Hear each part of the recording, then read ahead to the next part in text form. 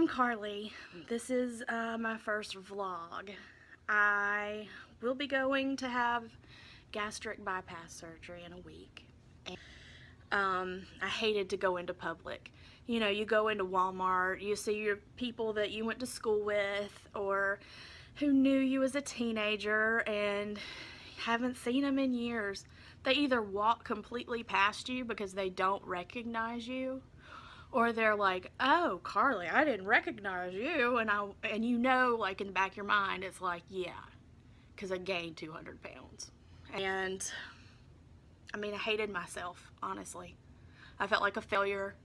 Fingers down my spine, girl, you look mighty fine. Won't you rub your fingers down my spine, girl, you look mighty fine. Won't you rub your fingers down my spine. Hi, it's me. I wanted to do this video to document my 1-year anniversary after surgery, after my gastric bypass. I had my gastric bypass on September 26th of 2016, and it's been a great journey, and I wanted to talk about my journey so far in this vlog today. Basically, I've just been thinking a lot about the year gone by. It's been a crazy year. It started with me trying to meet all of the requirements for my insurance, and once I did that, then the liquid diet started, which that was so hard. It just, the whole, I thought I was starving. I mean, and I was weak, and I was tired.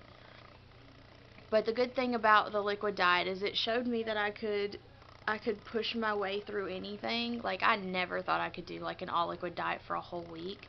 That's just something I never would have thought that I could do. But then when I saw that I wanted this bad enough that I would do that, I knew that I could do anything. I am waiting to join the losers bench. I'm very excited, and I'm in admitting right now. I should be going back for surgery any minute. After I had the surgery, I remember the nurses brought me back to the room, and they were like, "So we need to get her off of the table and put her back onto her bed." And I remember thinking, like, I'm overweight, these little nurses should not have to be moving me. And I remembered also thinking, I'm ready to get moving, I'm ready to get this weight off, I'm ready to start my life. And I just got up and got off the table and like laid in my bed, and they were like, "Whoa, whoa," and I was like, "I got this, ladies." But it was because, like, I had it, I was ready. And I feel like that's kind of just been my theme throughout this whole process. But it wasn't easy. It wasn't easy. I feel like when I first got home, it was just the still liquid diet. I was starving. I remember, like, in the hospital, I had like popsicles and Jello and water with like flavored thingies in it. It was so gross. It was the gross popsicles and Jello ever because it was sugar free. I wasn't used to sugar free. And when I came home, I was so hungry, but all I could have was like Jello and yogurt and soft mushy foods. And then I was afraid to eat because it's like you don't know what your new stomach's gonna do. By the way, I apologize if you hear my children screaming in the back. I have 3 boys, and they think that every day is WrestleMania around here. Anyways, but that was pretty much the start of it, is getting used to just eating mushy foods. And I cried a lot. I cried a lot. It's been several hours since surgery. It did not hurt any worse than a C-section. In fact, all 3 of my C-sections hurt worse. And once you get up and move around, it does get better. I'm walking about every 2 hours, and I'm allowed to have ice chips. And so far, so good. It's a lot easier than I thought it was going to be, but I'm still just trying to take it easy. I wouldn't be able to eat the same anymore, but it doesn't hit you till you can't eat the same anymore. I knew that if I did, it would make me sick. I knew that I would ruin everything that I had gone through, and I didn't want to go through this process and have this surgery and all of this stuff without taking it very seriously. And I remember the recovery I thought was going to be great, and then like my husband brought home Burger King. Him and my kids had Burger King, and I can't remember what I had that night. I think I had like Jello or something, and or chicken broth. It was something like that, and like I really had to fight the food addiction part of it, and that's when it really hit me that I had a food addiction, like a serious food addiction. It wasn't all of the excuses or medical reasons I'd been putting on my weight gain. It was my food addiction. And I felt so stupid because I was crying over like fast food, like a burger and fries. I was crying over it. And I felt like such a loser. But I was having withdrawals for the junk food that I ate all the time because I did not eat healthy at all before this process. So that was a hard time. So I'm just trying to rest as much as I can, but also get up a little bit. And I've been lucky enough to be able to sleep a little bit today and to recuperate. But I'm doing good. I'm trying to sip my water. I have to get in 64 ounces of water as well as 64 ounces of protein a day. After that, it started to get easier. I noticed that it started getting easier for me to do things. I immediately, as soon as I got home, I started walking my driveway, like walking, because I knew that the more I pushed myself, the faster I would get to where I wanted to be. And it was really hard when you're losing weight, and you're eating super healthy. You can't have any of like the fun stuff, the cheap food. You can't have cheat meals, but like you're not skinny yet. That was really hard at first.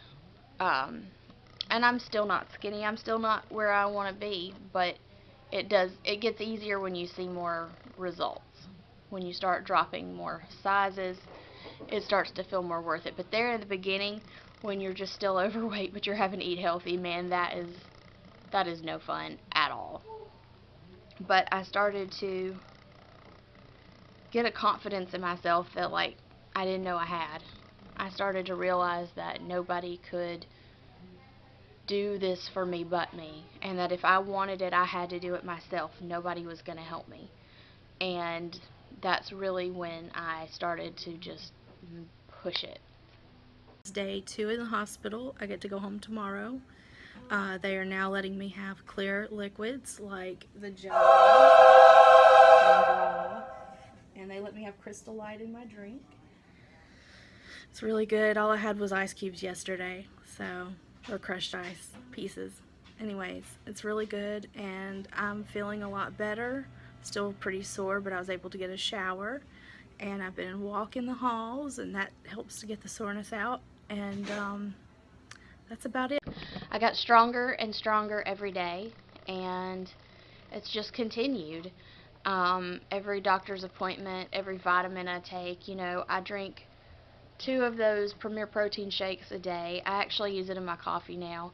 And things have changed a little bit with my diet because I do want it to be a little more realistic for me. And so I do have caffeine, whereas I didn't have it before, because I'm a mom of 3, and I also take care of an 85-year-old man that lives with us. So I have my hands full, and I'm usually very tired. So I drink my coffee every morning with my Premier Protein shake as the creamer, and then in the evenings when it's time to get my kids from school and I have all of the afternoon things to do, I do it again. I have coffee with a Premier Protein shake in it, but I'm getting in 60 grams of the protein that I'm supposed to get in a day on top of whatever protein I have in my meals. And so I've just made sure to do that. I've learned to get more water in. The more water, the better. I've learned so much about eating healthy and things that the nutritionist taught me, the different tools. This is a tool, and I definitely have tried to use the tool to my best ability. When I started this process, I weighed 300 pounds. I am now at 162 pounds, and I'm not where I want to be yet, but damn, I'm closer. I'm getting closer, and I'm pushing it. I'm trying. I'm going to keep trying till I get to where I have to go. And I can eat a little bit more than I could at first, obviously, but I still try to keep it super healthy. You know, I try not to have, I mean, really, realistically, if I have something super greasy or if I have something super sugary, I'm going to get very sick from it. Being discharged, I'm so excited. The removal of the drain was not as bad as I thought it would be.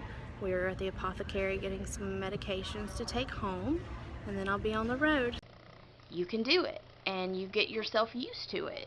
A lot of people ask me all the time, like, how can you give up eating? How can you give up all these foods? And it's like, yes, I gave up eating horribly all the time. And yes, I gave up some of my favorite foods, but I gained so much more with it. I'm able to do a lot more, you know, with my family, with my kids. When I go in a store, I don't have to try to dig through racks to try to find something to wear, like in the plus section. I can shop anywhere I want to, and it's not that big of a deal. My son's breaking up ice in the freezer. This is what food addiction looks like. I've had a hard night. I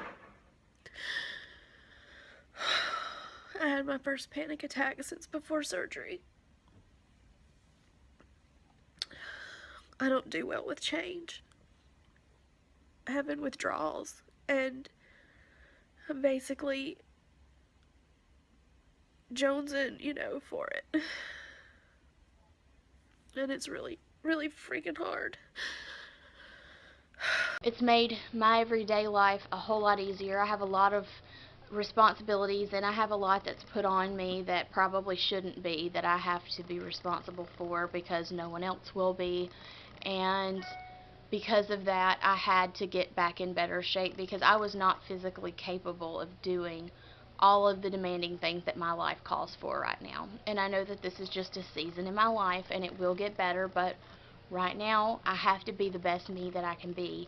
And by putting myself first, I'm putting my kids first, putting my family first, my husband first, my life. I'm taking my life into my hands, and I'm doing the very best that I can with it. And that's really what I wanted out of this process. And I feel like that's what I've gotten out of this year. I'm really proud of myself for what I've done so far, and I wouldn't change anything. I had regrets at first, the buyer's remorse. Everybody gets it. Sorry, I had a hiccup. That's another thing. When you have the surgery, you have random hiccups sometimes. But I did have buyer's remorse. I did regret it.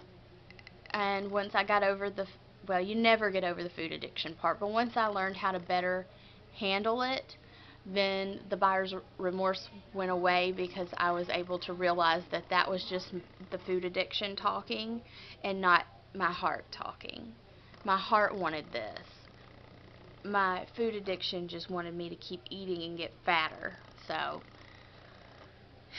I couldn't be happier with where I am. A lot of people, when they see me, they say, well, I can't believe you weigh 162 pounds. You know, and a lot of it could be skin. And if you do this process, you're going to have a whole lot of skin. And I do plan on getting this fixed eventually. I don't plan on doing anything about it until at least 2 years out, because I still have a lot of goals to meet with my weight loss first. And I want to be in, you know, excellent condition before I do that. So that's the plan for me, and I do plan to continue giving updates on everything. It's been a great year. I will never ever forget this time, and I will always be so grateful and thankful that I did this for myself, that I was able to do this, because this has been the most wonderful, life-changing thing I could have ever done for me. So hopefully it'll help you in your life if you decide that you want to do something like this for yourself. Don't be afraid of it. Don't be afraid of what everybody else says or what they're going to think, or if they're going to think you're taking the easy way out. You're not taking the easy way out, because you're never going to get out of this. This is something you have to always eat healthy with. It's not like, you know, you can gain it all back. You still can, but you'll still get sick if you eat the bad foods, you know. And don't let people scare you. Oh, you could die on the table. You could die tomorrow in the car. You could die from being overweight. You know, you have to take a chance. Life is not worth living if you can't take chances and you can't try to better yourself. If you die trying to better yourself, what better way to go? So, thank you so much for everyone who's been so supportive. Thanks for watching.